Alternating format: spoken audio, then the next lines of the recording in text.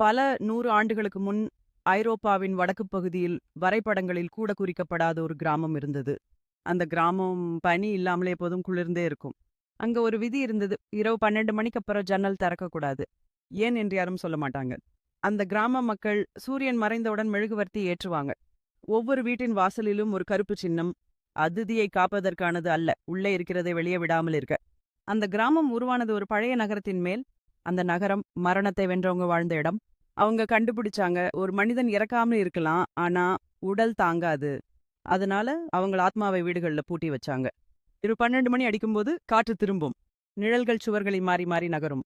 ஜன்னல் தொறந்தா நீங்க வெளியே பாப்பீங்க, இல்ல உள்ள யாரோ பாப்பாங்க.